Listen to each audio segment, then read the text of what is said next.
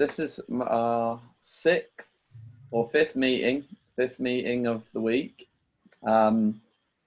Definitely much prefer to do in-person ones, but we're getting used to this reality of online education and learning. So we'll get on with it. But I really appreciate everyone coming on to the Zoom meeting tonight, and hopefully we can get as many questions as possible.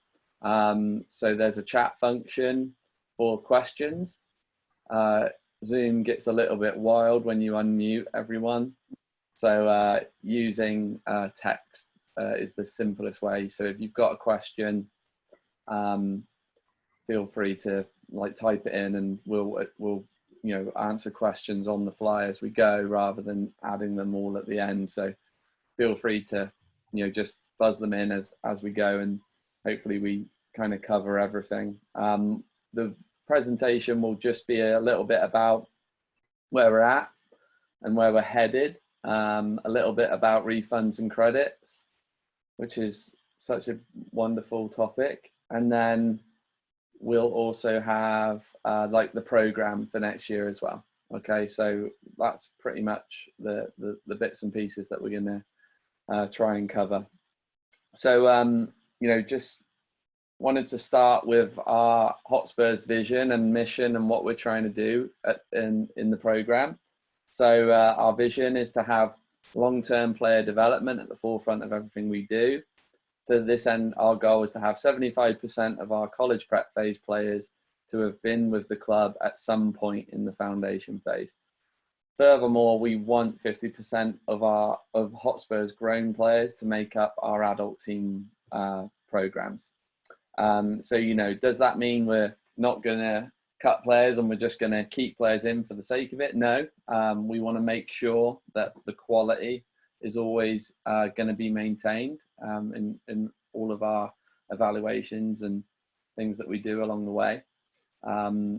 So our Hotspurs mission is to play our role in the US soccer development pyramid by always putting the player first, to ensure each and every player gets to play at their level to enhance their opportunity to develop, even if that means sending them to another program.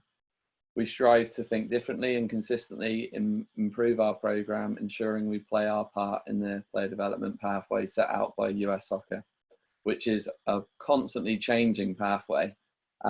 If you are looking online recently about the US Development Academy leagues that have now actually been folded, and now Major League Soccer have started their own league now, their own youth league, which has actually been linked now to US Youth Soccer, which is the pyramid that we're under at Hotspurs. So that's going to be an interesting time to see how that develops, but definitely something we should keep on the radar. So just to go through our logo, you started to see our new logo go out on all of the communications and website and branding.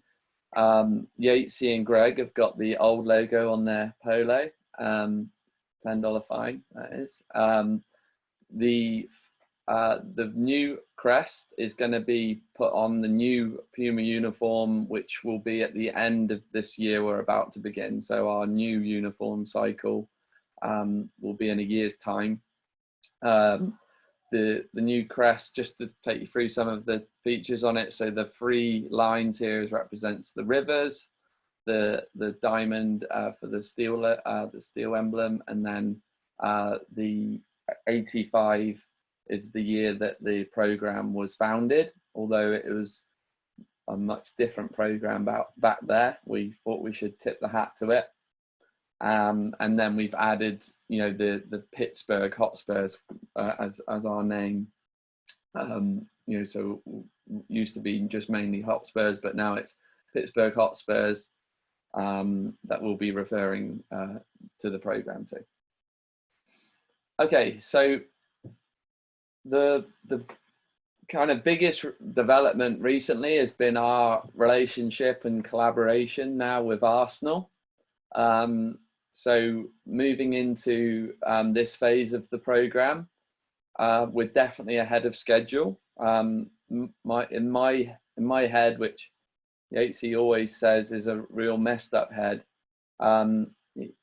it's always been that the club would have 3 sites.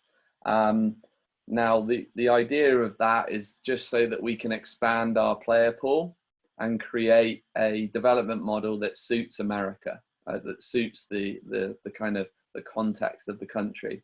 So for those of you that know or don't know, England and Pennsylvania are almost to the square mile the same size. It's just that England's kind of like vertical, and you could just turn it on its side and plonk it in, and it's a similar size. So in England, there's 92 professional clubs in the geography of the same size as Pennsylvania, which is wild. Now, obviously, there's a lot more people as well, and the densities are different. And one thing that you can't ignore when you're thinking about trying to put a development model in place in America is the size of the country and how far all the kids have to travel in their car to do stuff. So the idea with the program is to have 3 pools of player here, and Arsenal are really dedicated to the city. They use some of our same facilities as well, so now we should be able to use facilities a lot more efficiently, which is going to be good. And then the Hotspurs North program will kind of look after that Butler area and down into Wexford, where we kind of have a little bit of a crossover. So there's going to be 1,200 kids now within that catchment area, and with working together, we're going to create a pathway where at U16 to 19, our college prep phase, we can then have players go into the pro development phase, which certainly after this year and the next couple of years will definitely morph into something different than what it will be like for this coming year. So I guess the thing that really brought Arsenal to the table was the input of the WPSL franchise and the NPSL franchise that we've acquired, and you know that their development guys, they've made a lot of bold decisions. Kind of their way has been kind of abrupt, the way they've tried to roll it out, but you know they've certainly moved in the same direction. They got the same ideas, and John Valotta, who's leading their program, is brand new in there now, and he's got kids about the same age as mine, and we've got very similar ideas, which has been really good. So now with them involved, we'll be able to put a pathway together to bring some of our older players into like more, you know, have more events and more opportunities for them to be noticed. And then as we build this over the next few years, we hope that we're going to have more of these players go to college, come back and be part of our first team program. And then with the overall goal of having, you know, our first team being made up of, you know, players that have been homegrown by our site, the North site, and then Arsenal site.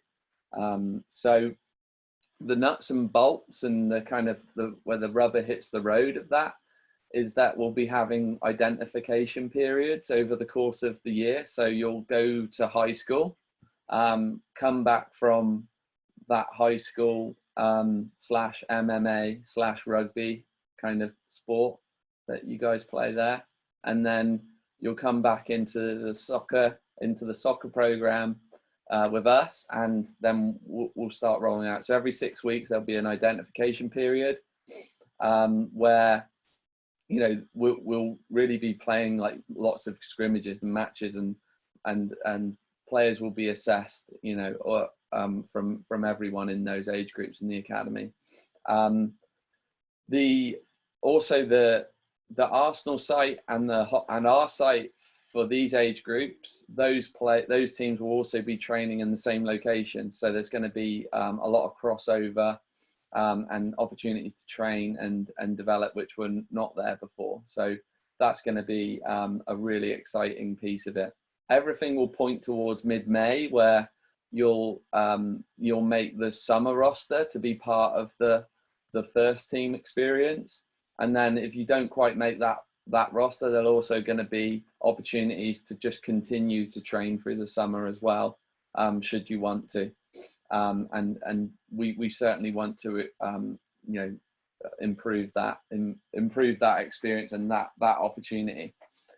So that's the bread and butter of what it currently is. I was saying to Dan Brower today, who's one of the lead coaches there, that, you know, whenever you think you have these collaborations and partnerships take place, the teams that it's always the hardest with are the ones who are at the ages where the things that you're directly doing impacts. Like, for example, the U12s can be grown into this new model, and it's not quite as different. But you know, everyone on this call here is going to start experiencing something different. One of the biggest problems we're trying to solve here is that players between the age groups of 15 and 19 start to get disengaged with the game, and they just don't see the logical next step, and they get into a period where they're kind of like, well, I'm on the top team of my club, you know, I've arrived, I've done it, and the foot comes off the gas, and they don't have that next piece. So you know, now having a route to the top, so having adult team programs, and knowing that at 15 we are gonna consider 15-year-olds that are obviously of an unbelievable ability, but they are going to be considered now, players of that age to play in our first teams.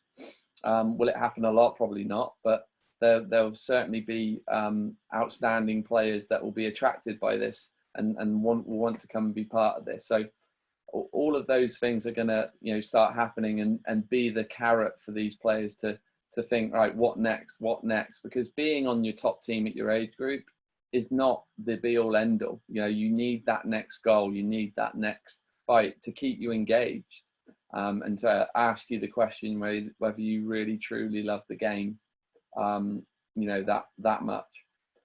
So that's really, you know, the vision. I honestly thought it would be kind of 2025 before we were able to get to this point, but we're way ahead of schedule now, and you know, other clubs are wanting to be part of it. So it's definitely you know, a good thing, and hopefully, if we're doing a good job, everyone will start copying us, and everyone will start launching adult teams, and we'll have the chance to destroy them as well. Okay, so onto the website. Okay, here we go. Want to make it bigger? Or Mary Kay bitches at me? No. Okay, so we've got through the website, we've got first teams, women's and men's first team. We've got the academy tab, which is what we'll go to in a minute. This one here, the college marketplace, is basically where all the college prep phase players are going to have a profile kept. You also have your NCSA profile, but we wanted somewhere where outside college coaches could come to, and you know, it's not been exactly like perfect yet, but we've started it and we want to make it continually better. VO are constantly updating their program now, so whenever a coach clips a clip on VO, it goes onto a VO profile, and now that profile can now be captured into those profiles as well. So we really want that to be a difference maker for us. It's not there yet. I'll be very honest with you. It's not where I want it to be, but you have to start things, and then you can improve them over time. These are our development programs. These are all additional programs that you can be part of should you want to, should you not be in the club, or should you want to add additional things onto the program. Okay, so on to our college prep phase page. Okay, so on the boys side, we're going to have Yatesy as the phase leader, and we're going to have Greg Pittman, myself, and we're also going to be adding a couple of other support staff as well along the way. On the girls' side, Duffers is going to be leading the phase, and we've just brought on Zach Kruger, the Seton Hill head coach, and Bria is going to be supporting that. I'm going to be helping Mark with the ropes and getting him up to scratch on the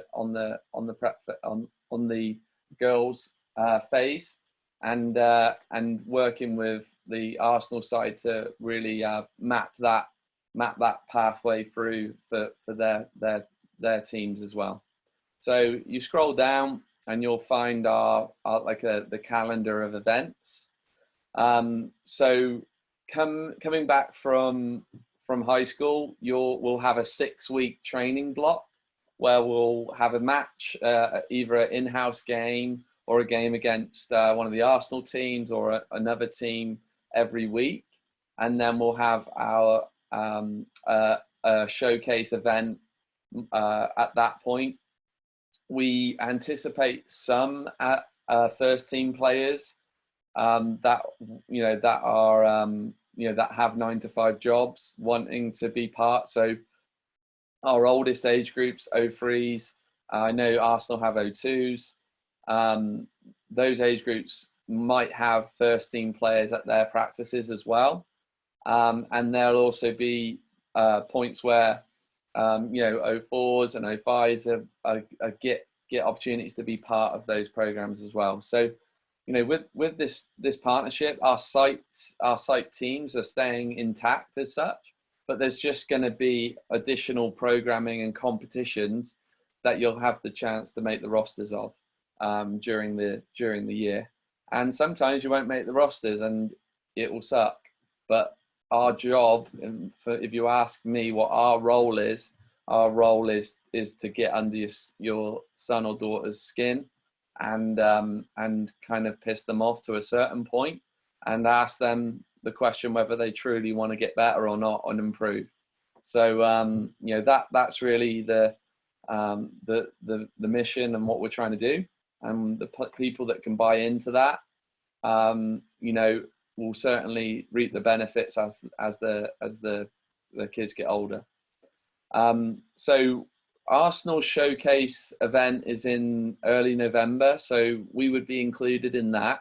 We'll then likewise have them included in ours, which will be in early March. So we'll have those through the program as well.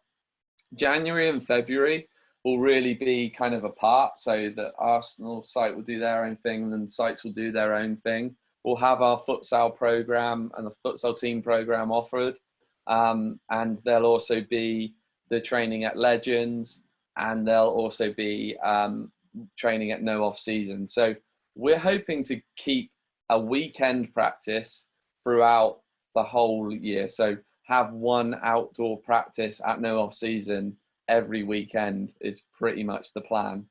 Obviously, with the temperatures and now that with the coronavirus, everyone stopped polluting the planet, we might go back to having like really cold winters. Who knows? But we really would like to try and keep weekend practices on if we can. But then there'll also be the futsal practice midweek. You can add. There'll be the Legends practice. I guess one of the other biggest differences is that we're going to be having 3 practices a week for the college prep phase players. And then I would really expect our blue players and high potential players, and to be honest, that category falls into white team players as well. And any player that wants to play at a higher level, if we can get that player to 4 practices a week, so 2 or 3 with us, 1 working in the gym on their own, and then a game at the weekend, we're going to be in a really good position to fight for those spots at college. More and more colleges now are playing at all the year round. Division 1 on the men's side, the proposal is to go year round now. And if you look at Pitt's program, for example, in the coldest months, they're all outside training, and you know, it's the college prep phase for a reason. We're trying to prepare you for that kind of level. So there has to be a little bit of a give and take on where we train and when we train. So when it hits to March, we'll be again working with the sites at the same location. So the blue teams and Arsenal's academy teams at the same location, training together, and working with the staff to put that program in together. And then the different events that all the different age groups will will be put into the calendar and carried out along the way. What else am I missing? One thing with that, Tom, to add in is this is looking at the schedule as if. Oh yeah. Yeah. I should have addressed that at the start, like I did yesterday. So yeah, I'm putting this presentation together as if our normal program could resume, and I'll talk about like the budgetary pieces of that in a bit, and what we'll do as a club, you know, moving forward. But you know, we're fully prepared to be able to you know, adapt and change the program should we need to. You know, looking into the future and looking into the crystal ball, I can't imagine any out of state event happening. So you could almost immediately take, you know, $300 or $400 off next year's price, because tournaments is going to be very difficult. Could we continue to have showcase events in Pittsburgh? Probably. I'm hoping that we'll be able to get back to 11v11 come November. But certainly for the summer, this summer program that we'll talk about in a bit is going to be more like small-sided, you know, groups of 10 or less, is what we're going to be looking at to try and do. So yeah, like, just wanted to just preface that a little bit. Anything else I'm missing here? Okay. Nope, that was everything. Okay. Okay, so back to this side. Okay, so on to refunds and credits. And you know, I definitely think, you know, more and more people will have individual questions about like the girl specific schedule and the boys specific schedule. So if you want to like focus those questions to Dan, to Yatesy, on the boys side, and then Duffers and myself on the girls side, that would be really good in terms of like the makeup of the training groups and how that'll work. Just to address that point, on a global perspective, it's very difficult. I've said this for those of you that have been to my presentations before, and you realize that I just regurgitate the same bunch of rubbish all the time. It's very difficult to create cookie cutter approaches when you're developing human beings to be better at something, because if you just created, everyone's level is totally different. So if you've got 32 players and 20 of them are at a high potential performance level, but then 12 of them are kind of, you know, nowhere near that, you would coach and set up those programs a little bit differently than how you would do if you had 16 and 16, for example. So where that change, you know, how that changes throughout the age groups differs. So like, just to give you a working example, our 05 girls has a pool of about 32 players, and you know, there's a high group amount of players that could have that Division 1 and Division 2 potential, even in you know, players into our white team. So how we'll roll those practices out might differ to how we do the 05s in the boys, for example, because they've got a different they've got a different set of issues or you know, problems, whatever you want to say, to solve and to create the best possible environment for each and every player. All right, so on to credits and refunds. So we're just basically saying all these Zoom sessions and anything that we've done up to this point, like off the field and videos, which we're just basically saying that that is our duty to do that and our responsibility to you guys as a club, and you know, just to support. So we're just saying that that's stuff that we, you know, that we should really have done and we're doing.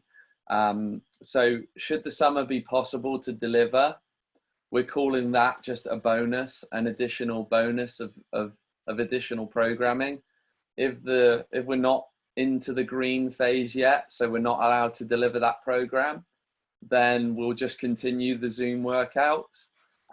One would be led by the coach, and then we would have one of the captains and have a player-led session.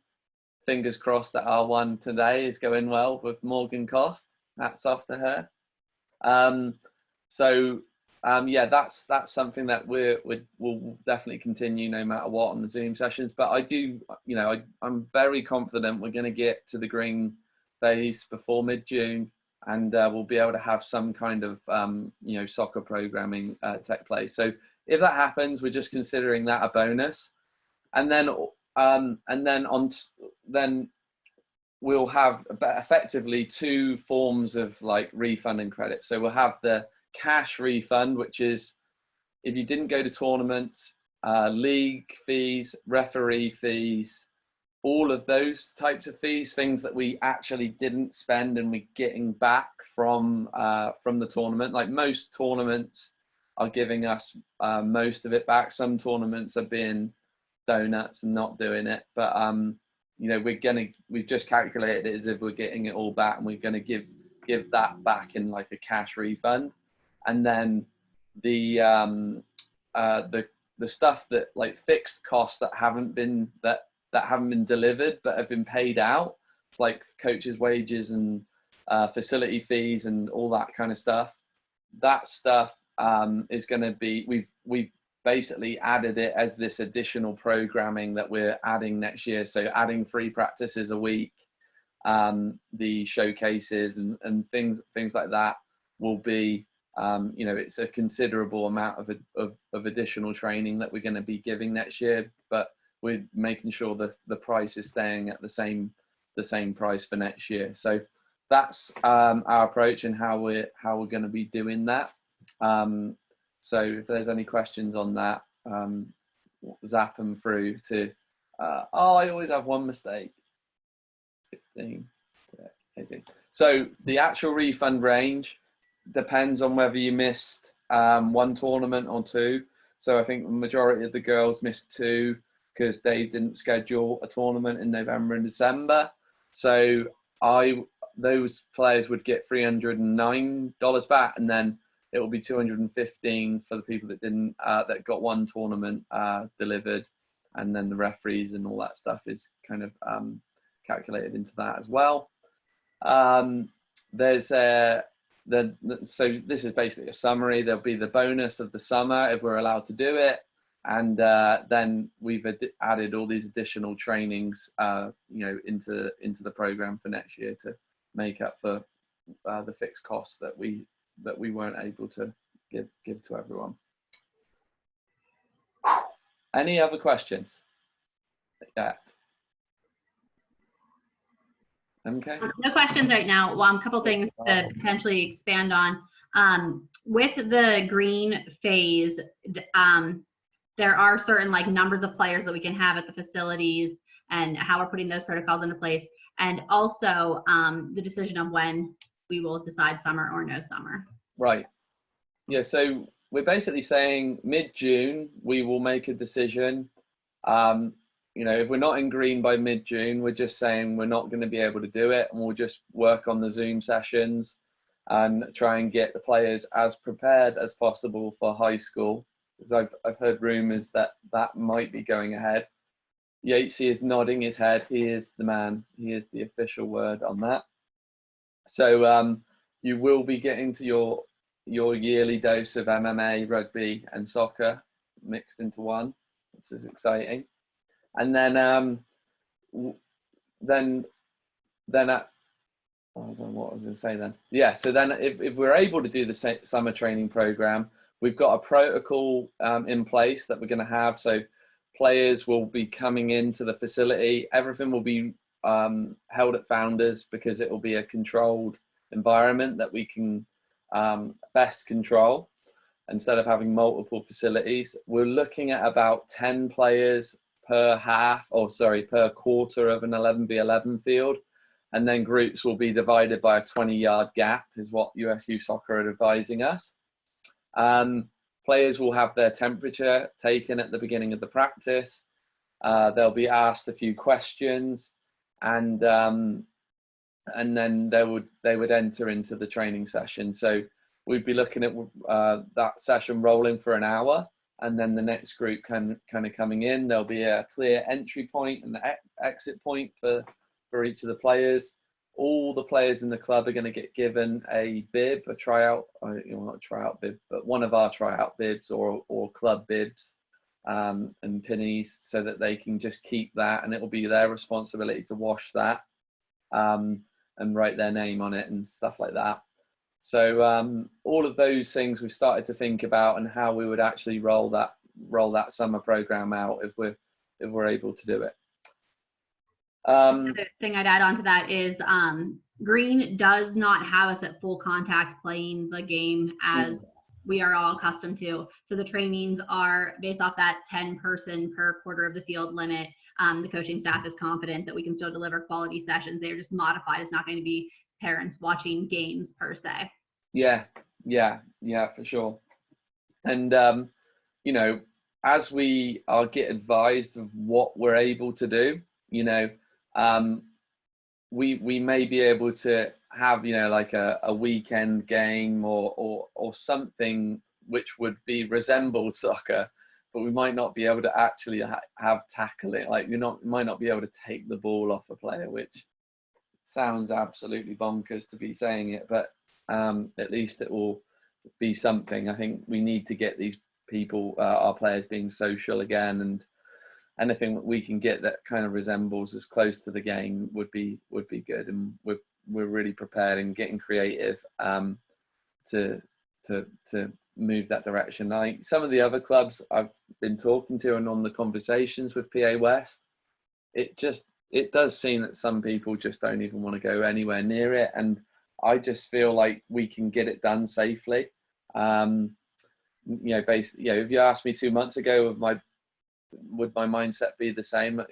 It wouldn't have been the same a few months ago, but I think now I do think we can get a soccer program of some kind rolled out safely, and it should be fun, as well. And of course, we take into consideration the feedback you guys gave us on the survey, last week. And it was 54% said as long as we're in the green, definitely want to send your kid. 28% were in that question mark. It's just we can't tell yet. So over 75% are saying, hey, potentially could be up for participating. So we anticipate that you guys are comfortable should the safety conditions be there. Yeah, and that's good. That's good. And so that would be 2 sessions a week that we're planning on to do that.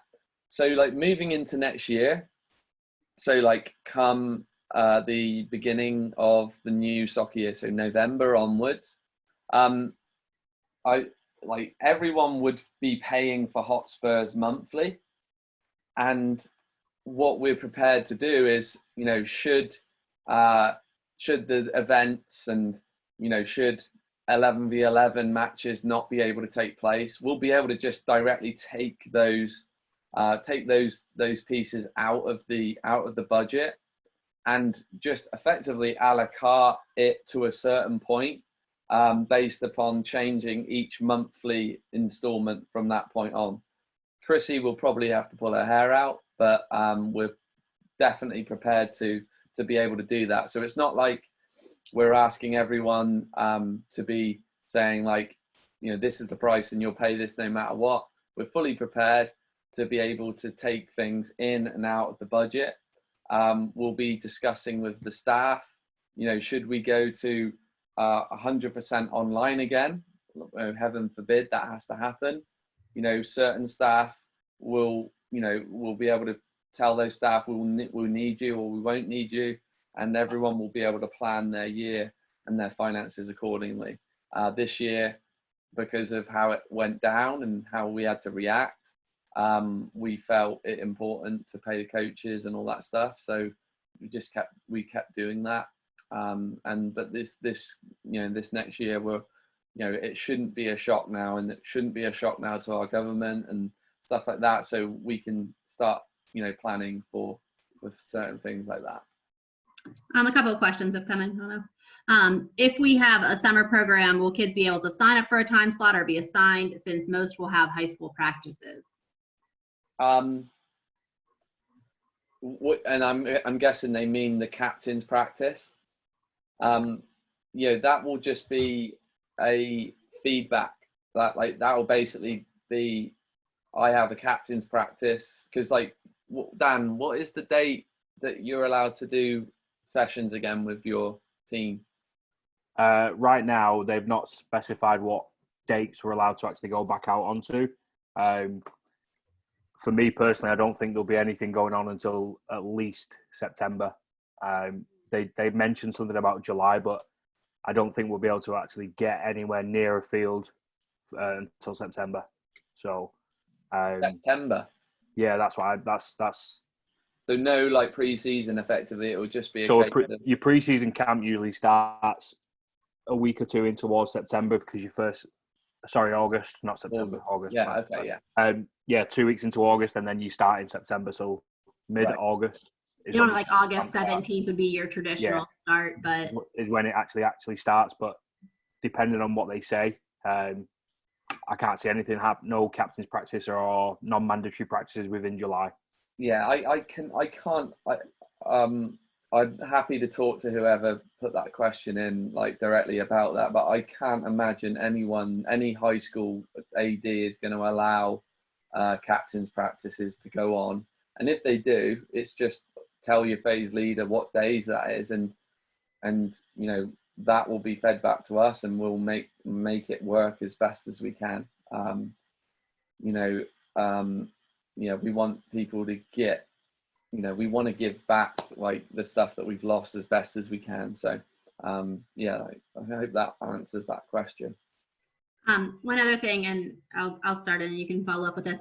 So with the online workouts that we've done and everything that's going to happen in the summer, that's not a part of any sort of refund or credit. That's where Tom was mentioning this is part of just our duty that we feel like we want to keep the kids engaged and actively involved.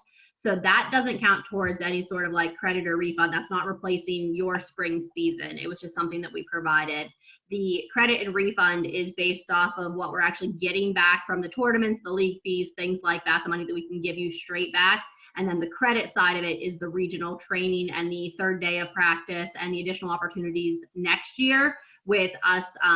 Not normally, those would be add-on type things that you guys are looking at, and we're not passing any sort of extra cost on. That's all credit back where you get the trade-off. Ultimately, yes, it's not the exact same, but that's kind of the situation there with that. If I didn't answer that correctly for that question, definitely follow up with me as well. Yeah, that was good. Any other questions? Not yet. No? Okay. Well, I don't actually have anything else.